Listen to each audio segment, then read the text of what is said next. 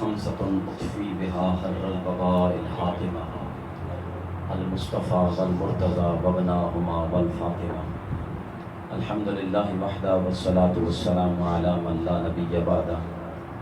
أما بعد فأعوذ بالله من الشيطان الرجيم. بسم الله الرحمن الرحيم. هو الذي أنزل السكينة في قلوب المؤمنين. صدقت يا رب العالمين. إن الله وملائكته يصلون على النبي يا أيها الذين آمنوا صلوا عليه وسلموا تسليما. اللهم صل على محمد وعلى آل محمد وبارك وسلم. الصلاة والسلام عليك يا سيدي يا رسول الله. الصلاة والسلام عليك يا سيدي يا حبيب الله. الصلاة والسلام عليك يا سيدي يا جد الحسن والحسين. الصلاة والسلام عليك يا سيدي يا امام القبلتين. آفاقہا گردیدیم مہر بتاں ورزیدیم بسیار خوباں دیدیم لیکن تو چیزیں دیگری. واحسن من کلم ترکت عین واجمل من کلم تلد النساء. خلقت مبرئا من کل عیب کأنک قد خلقت کما تشاء. یہی فیصلے ہیں شعور کے، صدا گیت گاؤں حضور کے. نہیں پیار جس کو حضور سے وہ تو آدمی ہی فضول ہے. حمد و صلات کے بعد عزت و تقشیم کے لائق معزز محترم سامعین و حاضرین، بالکل اپنے تسلسل کے ساتھ ہونے والی یہ اہل ذوق کے پلیٹ فارم پر عظیم الشان مجلس، جس کو آج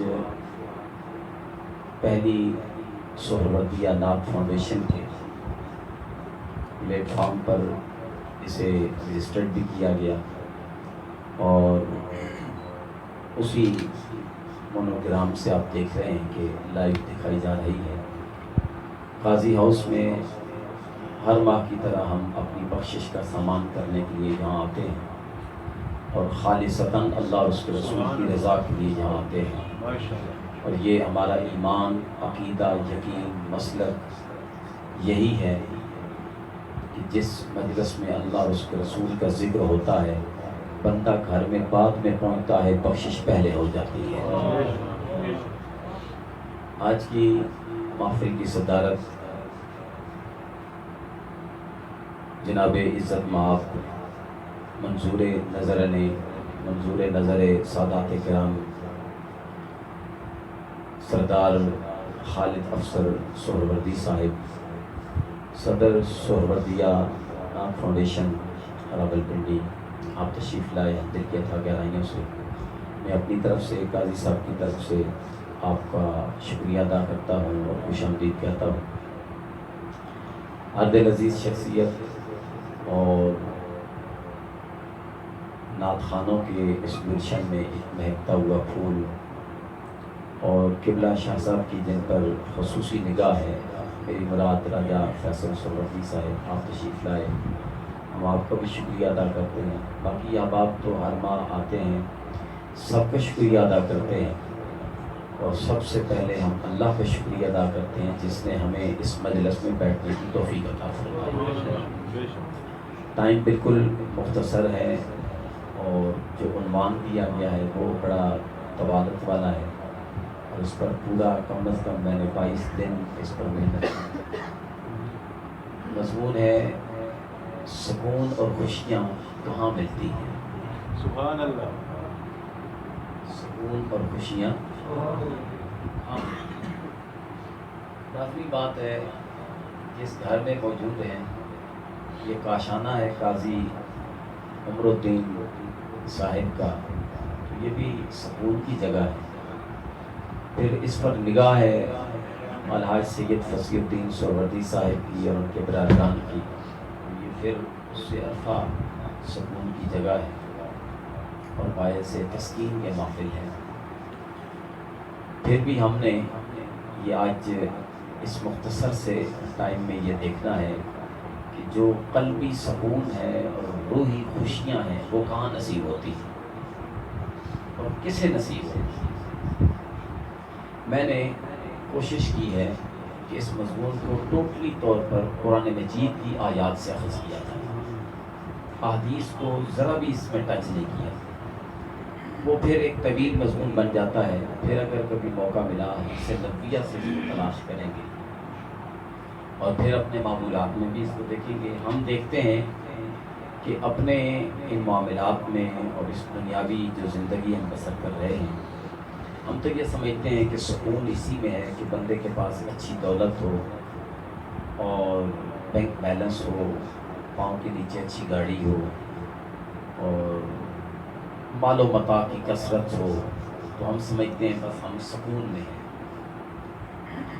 بیسیکلی یہ سکون کی چیزیں نہیں ہیں، اور اگر ان سے کوئی سکون ملتا بھی ہے اور فطری طور پر ملنا بھی چاہیے انسان کو، اس کو بھی قرآن مجید نے ایک اور اینگل کے ساتھ بیان کیا ہے، لیکن یہ عارضی ہے، یہ سکون عارضی ہے۔ جبکہ بندہ خدا اور غلام مصطفیٰ یہ چاہتا ہے مجھے قلبی سکون دائمی نصیب ہو، میری روح کو دائمی خوشیاں نصیب ہو۔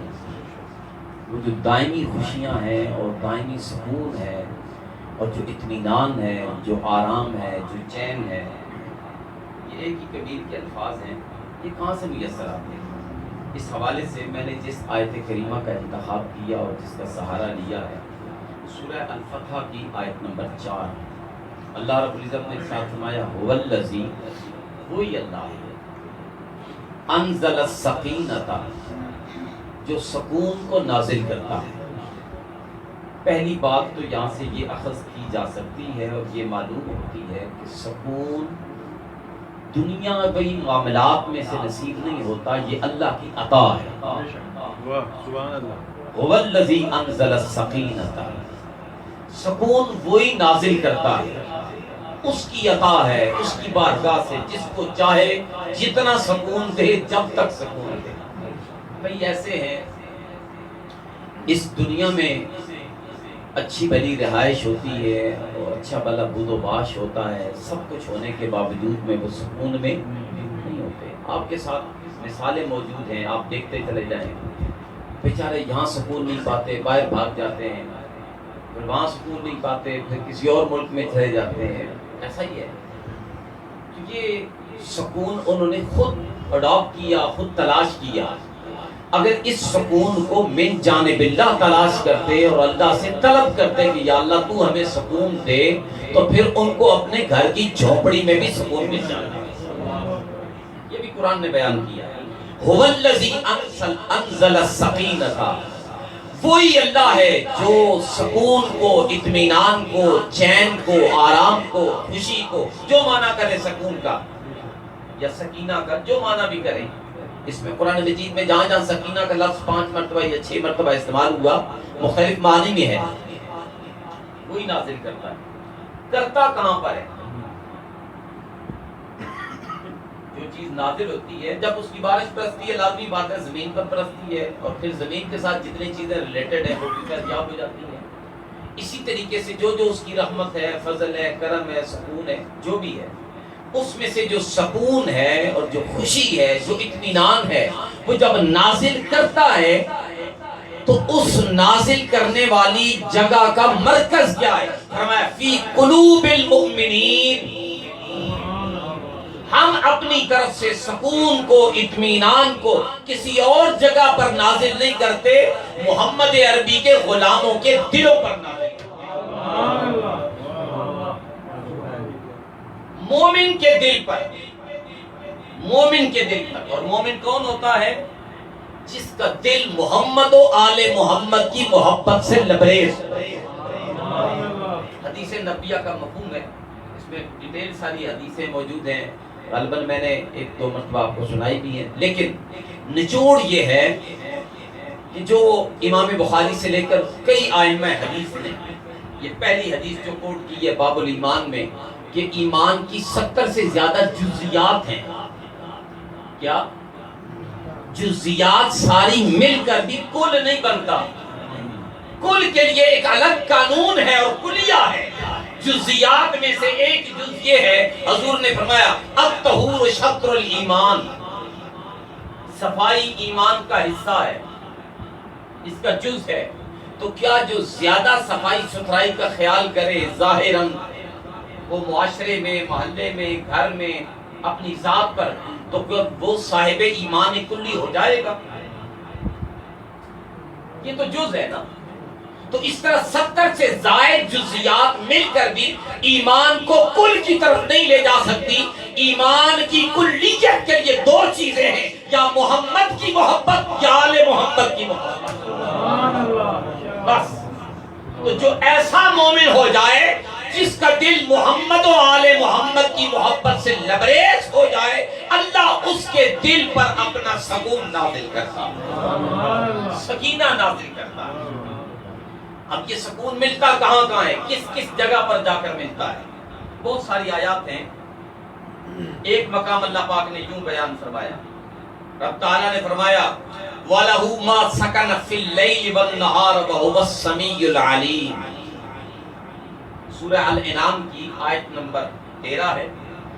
یہی الفاظ اس سے ملتے جلتے سورہ یونس کی آیت نمبر 67 میں، یہی الفاظ ملتے جلتے سورہ القصص کی آیت نمبر 73 میں، یہی الفاظ ملتے جلتے سورہ المؤمن میں آیت نمبر 61 میں، اور یہی الفاظ ملتے جلتے سورہ النمل کی آیت نمبر 86 میں، اور یہی الفاظ سورہ الانعام کی آیت نمبر 96 میں بیان ہوئے، جس کا لب لباب یہ ہے اللہ نے رات کے اندر سکون رکھا ہے۔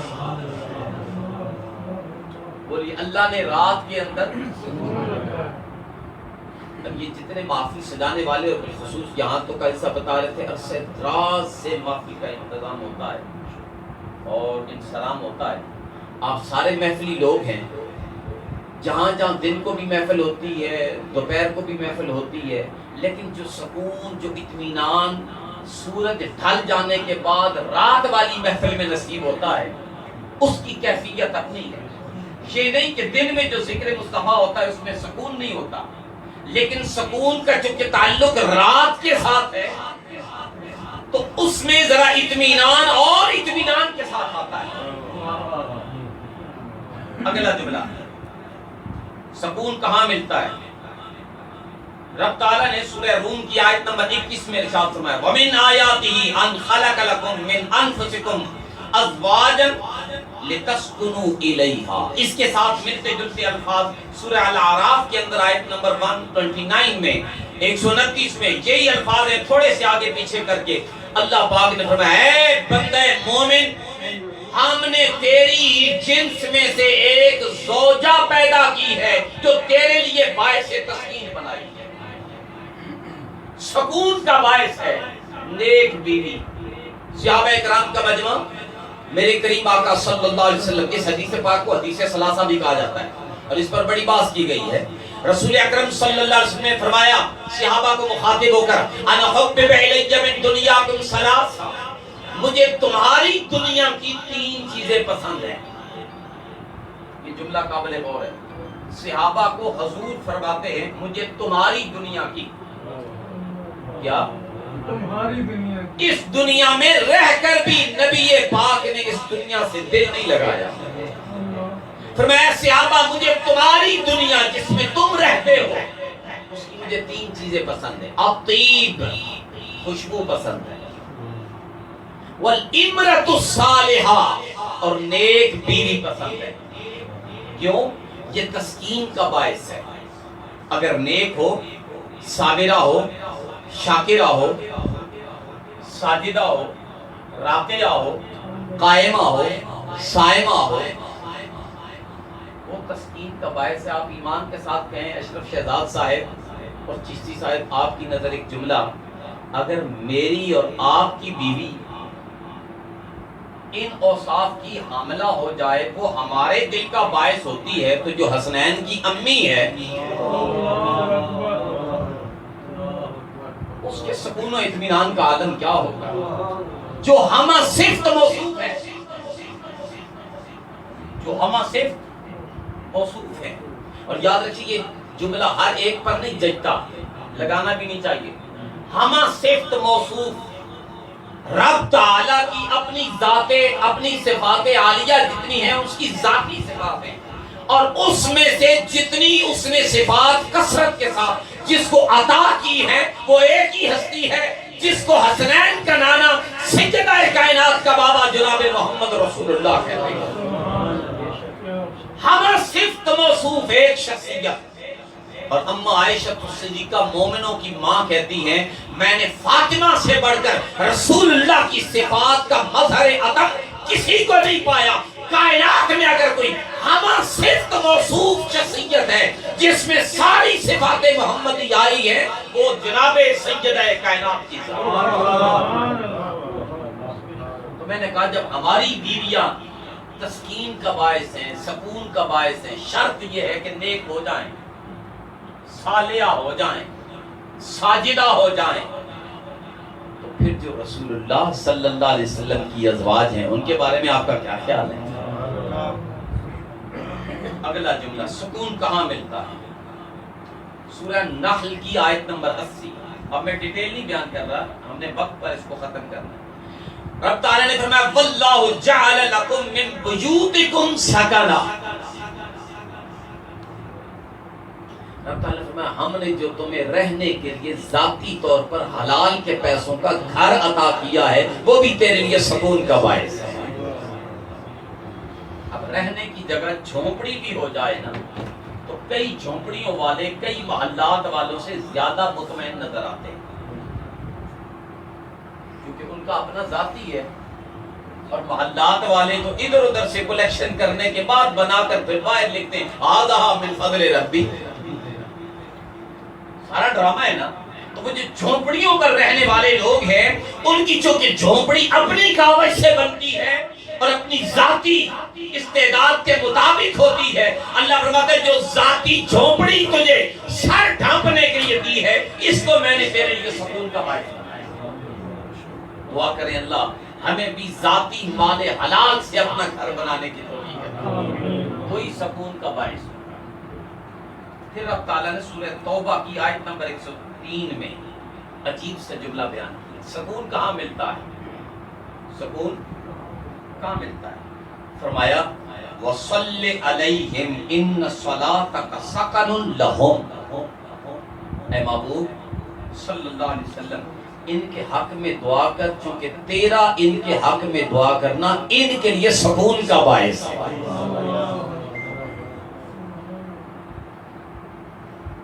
اب اندازہ لگائیں جن کے بارے میں یہ آیت نازل ہوئی ان کے لیے تو سکون کا باعث بن گئے. اور اما عائشہ صدیقہ فرماتی ہیں میں نے جب بھی سرکار کو سجدے کی حالت میں دیکھا میں نے کان لگا کے سنا ہر وقت یہی کہتے تھے مالکہ میری امت کی بخشش، میری امت کی بخشش. اس میں ہم موجود ہیں کہ نہیں؟ اللہ پاک نے فرمایا تو ان کے لیے دعا کر ہم نے ان کے لیے تیری دعا میں سکون رکھا ہے. اس لیے آج مومن مطمئن کیوں نظر آتا ہے کہ اس کے پیچھے محمد عربی کی دعا کی تاثیر نظر آتی ہے. سرکار دو عالم دعائیں کی ہیں غاروں میں، بیابانوں میں، شیب ابی طالب میں، اپنوں میں بیٹھ کر، غیروں میں بیٹھ کر، زمین سے لے کر او ادنا کے مقام تک کوئی ایسی جا نہیں جہاں محمد عربی اپنی امت کو بھول گئے. فرمایا ان صلاتک سکن لہم، تیری دعا میں. اب چونکہ دعا کی نسبت ہوئی کملی والے کے ساتھ، دعا کی نسبت ہوئی کملی والے کے ساتھ تو نبی کی دعا باعث تسکین مؤمنین ہو گئی. اس کا مطلب ہے اگر کلمات کا نسبت محمد عربی کے ساتھ ہو جائے وہ چاہے دعا ہو، درود و سلام ہو یا نعت ہو، وہ تسکین قلبی کا سامان ہوتا ہے. مومن نعت سن کر خوش کیوں ہوتا ہے، تسکین کیوں پاتا ہے؟ وہ چاہے سہروردیہ نعت فاؤنڈیشن کے زیر اہتمام بیٹھا ہو یا کسی بھی فاؤنڈیشن کے زیر اہتمام بیٹھا ہو، جہاں آمنہ کے لال کا تذکرہ چھڑے گا مومن سکون پا جائے گا. کیوں پائے گا؟ اس لیے کہ اس نعت کے کلمات کی نسبت محمد عربی کے ذات کے ساتھ. ایک جملہ کہوں، اگر کلمات کی نسبت ہو گئی وہ سکون کے باعث ہو گئے جن ازواج کی نسبت کملی والے کے ساتھ ہے وہ کتنے سکون کے باعث ہیں. جناب ابو بکر صدیق، جناب فاروق اعظم، جناب عثمان غنی، جناب بلال حبشی، جناب صہیب رومی، جناب عبداللہ ابن مسعود، انہوں نے تو صرف صحبت پائی، صحبت پائی. اور صحبت کی نسبت کا یہ اثر ہے کہ ان کا ذکر کرنے سے بندے کے دل کو تسکین ملتی ہے. تو جنہوں نے زبانیں چوس چوس کے پرورش پائی ہے ان حسنین اور حسنین کے ابا کا عالم اس لیے ان ذوات قدسیہ کے ذکر سے بندہ مومن کو تسکین ملتی ہے. شرط یہ ہے کہ بندہ ہو مومن، بندہ ہو مومن. اگلا جملہ اس سے بھی بڑھتا ہے، میں تشریحات میں نہیں جا رہا. سورہ البقرہ کی آیت نمبر 248. اللہ اکبر. رب تعالیٰ فرمایا وقال لهم نبيهم ان آیۃ ملکہ ان یاتیکم التابوت فیہ سکینۃ من ربکم. ایک نبی ہیں، انہوں نے اپنی امت کو کہا وہ جو بادشاہ کی میں بات کر رہا ہوں وہ بادشاہ آئے گا تو اس کی علامت یہ ہے کہ اس کے پاس ایک صندوق ہوگا، ایک بکس ہوگا، اور ان یاتیکم التابوت فیہ سکینۃ من ربکم، اس صندوق کے اندر تمہارے رب کی طرف سے تمہارے لیے تسکین قلبی کا سامان موجود ہے. اس صندوق کے اندر اب مفسرین اکرام نے لکھا اس صندوق میں کیا تھا؟ ململ کا کپڑا جسے آپ کہتے ہیں جو ایرانی کپڑا استعمال کرتے ہیں، اس کپڑے کے اوپر قدرتی طور پر انبیاء کی تصاویر بنی ہوئی وہ اس میں موجود. جناب حضرت موسیٰ علیہ السلام کا کرتا مبارک، آپ کے نالین مبارک، جناب ہارون علیہ السلام کا امامہ اس میں، جناب موسیٰ علیہ السلام کا عصا مبارک اس صندوق میں موجود تھا. اللہ نے کہا اس صندوق کے اندر جو چیزیں موجود ہیں ان کی نسبت چونکہ نبیوں کے ساتھ ہے ہم نے ان کو تسکین کا باعث بنا دیا. اگر موسیٰ و ہارون کے نالین تسکین کا باعث ہو سکتے ہیں، بندہ مومن سوچ جن نالین کو شرف محمد عربی نے بخشا ہوگا. اس لیے اعلیٰ حضرت نے کہا تھا علیہ الرحمہ نے جو سر پہ رکھنے کو مل جائے نال پاک حضور تو پھر کہیں گے کہ ہاں تاجدار.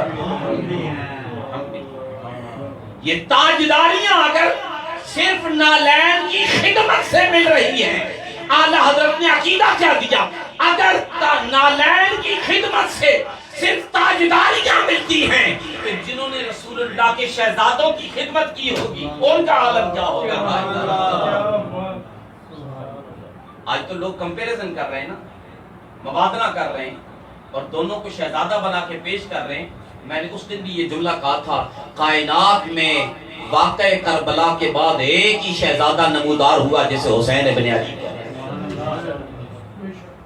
اگر نالین جن کا تعلق حضور کے پاؤں مبارک کے ساتھ ہے، پاؤں میں ہے نالین مبارک، جن کا تعلق پاؤں کے نیچے ہے وہ اگر تسکین کا باعث ہے تو جو جوڑی رسول اللہ کے کندھوں پر ہے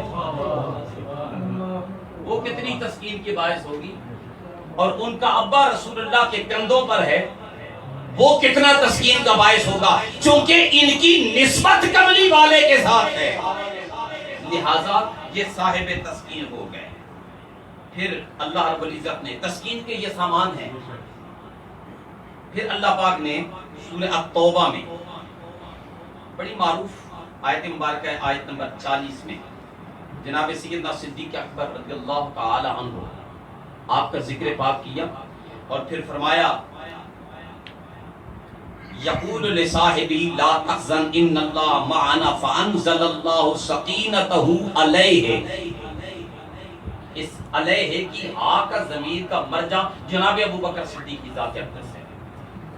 فرمایا جب یہ دونوں غار میں موجود تھے، جب دونوں غار میں موجود تھے ہم نے اپنی طرف سے ابو بکر کے قلب پر سکینہ، سکون، اطمینان نازل کیا. وہ کیا تھا؟ ابو بکر سے کہا ذرا خیال کر تو صحبت نبوی میں بیٹھا ہے. دیدار نبوی کر رہا ہے۔ اس کا مطلب ہوا جن کو دیدار اس وقت نصیب ہوتے تھے وہ بھی سکون پاتے تھے، اور امام بوصیری کی طرح آج بھی جو دیدار کرتے ہیں وہ بھی دیدار پا کر سکون پاتے ہیں۔ شرط یہ ہے کہ اس سکون کی تلاش میں جہاں سے یہ سکون میسر آتا ہے اس کی تگ و دو میں رہنا چاہیے۔ اور پھر آگے چل کر اللہ رب العزت نے ایک اور مقام پر فرمایا، سورہ الفتح کی آیت نمبر 18، لقد رضی اللہ عن المؤمنین اذ یبایعونک تحت الشجرۃ فعلم ما فی قلوبہم فانزل السکینۃ۔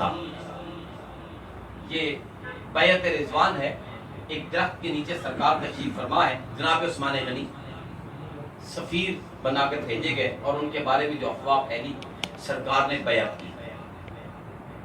سرکار نے جو بیعت کی اس منظر کو ہو بہو پیش کرنے کے بعد فرمایا محبوب ان کو بتا دے ہاتھوں پر ہاتھ تو رکھ رہے ہو، ہم اپنی طرف سے تمہارے دلوں کو چین دے رہے ہیں۔ میں ایک جملہ قبلہ خالد افسر سروردی صاحب تشریف لائے، ان کی وساطت سے آپ کی جھولیوں میں ڈالنا چاہتا ہوں۔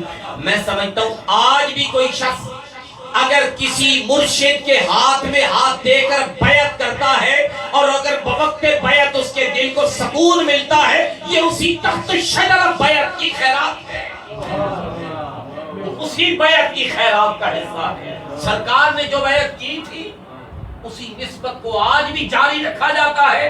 جب بھی مرید اپنے شیخ کے سامنے بیٹھ کر اپنا ہاتھ اپنے مرشد کے ہاتھ میں دیتا ہے، اللہ اس کے دل کو سکون عطا فرماتا ہے۔ سکون کہاں ملتے ہیں، خوشیاں کہاں ملتی ہیں؟ اچھا یہ ملتا کس کس کو ہے؟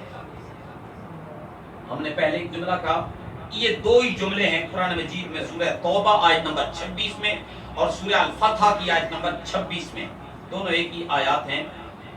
اللہ رب العزت نے ارشاد فرمایا ثم انزل اللہ سکینۃ علی رسولہ وعلی المؤمنین۔ ہم سکون ہر نتھو خیرے کو نہیں دیتے، ہماری طرف سے جو سکون کی دولت ہے یا اپنے رسول کو دیتے ہیں یا رسول کے ماننے والوں کو دیتے ہیں۔ اب اس سارے مضمون کو چھوڑ کر خوشیوں پہ آ جائیں۔ سکون کے لیے، اطمینان کے لیے لفظ مطمئنہ بھی آیا، یطمئنو بھی آیا، سکنہ بھی آیا، سکینہ بھی آیا۔ اور خوشیاں کہاں سے ملتی ہیں؟ اس آخری جملے کی طرف چلتے ہیں۔ خوشیاں کہاں سے ملتی ہیں؟ خوشیوں کے لیے پورے قرآن مجید میں ایک ہی لفظ استعمال ہوا، فرح۔ مختلف انداز میں اس کو استعمال کیا گیا، اور یہ اس کے لیے دو مقامات ہیں جو میں نے اس کو سلیکٹ کیے ہیں، جن کا مطالعہ ذرا وسیع ہوگا تو میری رہنمائی کریں گے۔ لیکن سورہ رات میں اللہ پاک نے فرمایا آیت نمبر 36 میں والذی آتیناہم الکتاب یفرحون بما انزل الیک۔ اے محبوب ان سے کہہ دو ہم نے جو تیری طرف کتاب نازل کی ہے اس میں خوشیاں ہی خوشیاں ہیں، اس میں خوشیوں کا سامان ہے۔ آپ نے کبھی دیکھا کہ صحیح ترتیل کے ساتھ اگر قرات کے ساتھ کوئی قاری تلاوت کر رہا ہو بندہ مومن جھوم جھوم اٹھتے ہیں، کیونکہ رب تعالیٰ نے فرمایا ہم نے اپنے قرآن کو باعث خوشی بنایا۔ مومن کو چاہیے قرآن کی تلاوت سن کر خوش ہو جائے۔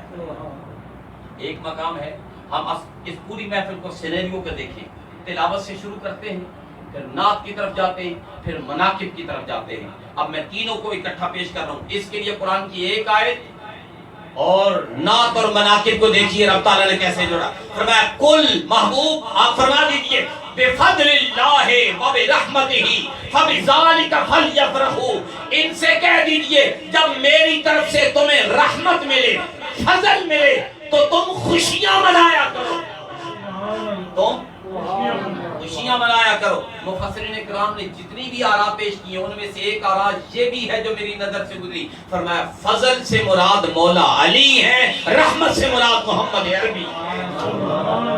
اس کا مطلب یہ ہوا تلاوت کے بعد جو رسول اللہ کی نعت پڑھتا اور سنتا ہے اس مومن کو بھی اللہ خوشی عطا فرماتا ہے، سکون عطا فرماتا ہے، اور نعت کے بعد جو منقب مولا علی پیش کرتا ہے اللہ اس کے بھی دل کو سکون اور خوشی عطا فرماتا ہے۔ کیوں؟ کہ رسول اکرم صلی اللہ علیہ وسلم نے فرمایا ذکر علی جن عبادات، علی کے ذکر کو ہم نے عبادت بنایا ہے۔ اب ایک جملہ ہے ملا علی کا نقل کیا ہے، اور مسند دارمی کی غالباً یہ حدیث ہے. میرے آقا کریم نے فرمایا ذکر الصالحین کفارۃ الذنوب. اس سے پہلے ہے ذکر الانبیاء عبادت و ذکر الصالحین کفارۃ الذنوب.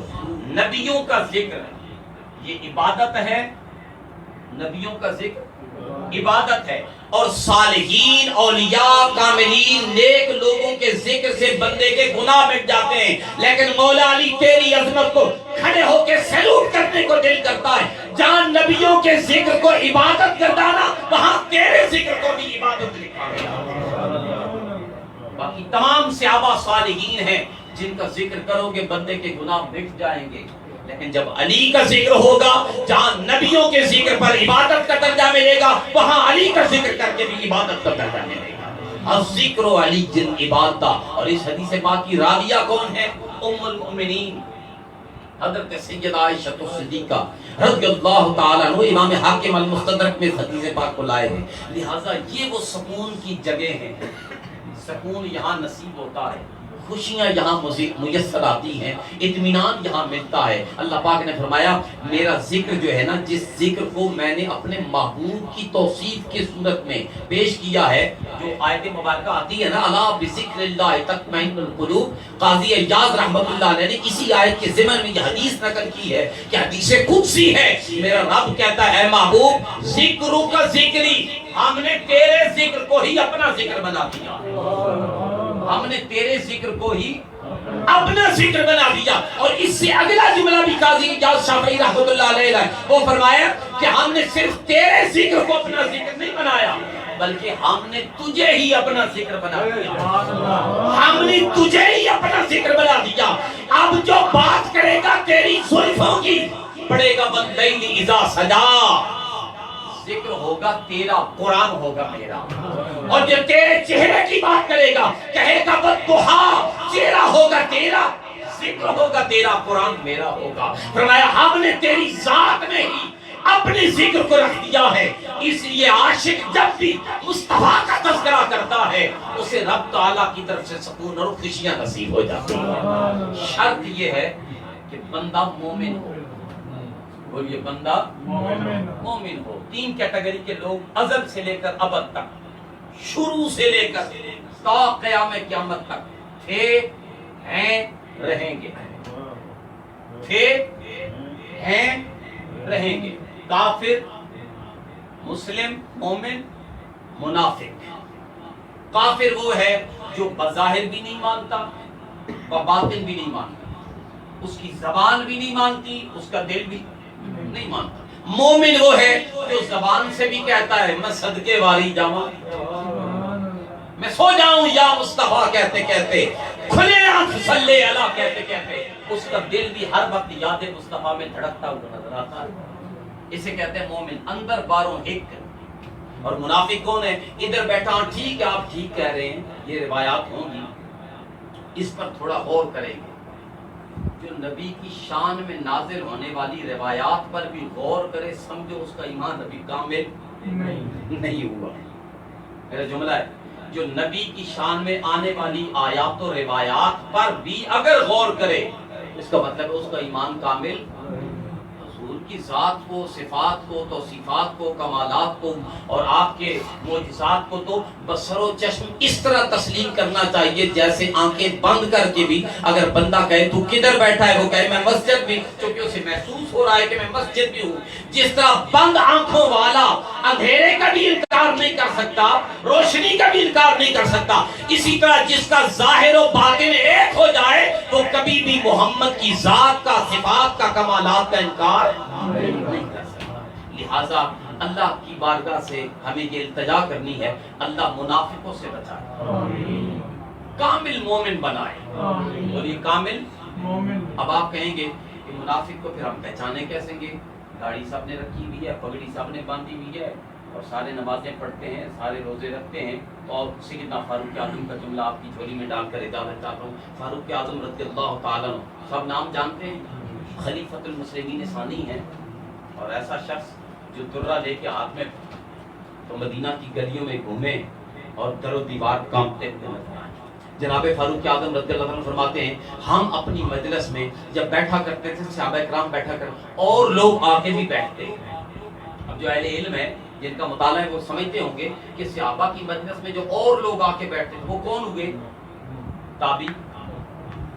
صحابہ کو دیکھنے والے کون ہوئے؟ تابعی. جو بھی آ کے بیٹھتے تھے تو حضرت فاروق اعظم فرماتے تھے ہم پرکھنا چاہتے تھے, دیکھنا چاہتے تھے کہ ان میں مومن کون کون ہے. بولیے ان میں مومن کون کون ہے؟ فاروق اعظم فرماتے ہیں پھر ہم ایک بندے کو کھڑا کر کے کہتے ہیں علی کا ذکر چھیڑ دے, علی کا ذکر چھیڑ دے. سیدنا فاروق اعظم فرماتے ہیں پھر ہم صحابہ لوگوں کے چہروں کو تکتے, جس کا چہرہ علی کا ذکر سن کے کھل اٹھتا ہم سمجھتے ہماری مجلس میں مومن بیٹھا ہے, اور جس کے چہرے پر 12 بج جاتے اور یہ کہتا ہے کہ تو ذکر چھیڑ دیتا نہیں اور کسی نے گل نہیں آنی. تو پھر امام شافعی نے پھر ٹھیک بات کہی ہے, وہ سلک لقیہ ہی ہو سکتا ہے کہ جو علی کے ذکر کو چھوڑ کر کسی اور کی بات کرے اس میں کسی کی نفی نہیں ہوتی, بلکہ علی کا ذکر چھیڑ کر ہی صحابہ کی عظمت کا پتہ چلتا ہے.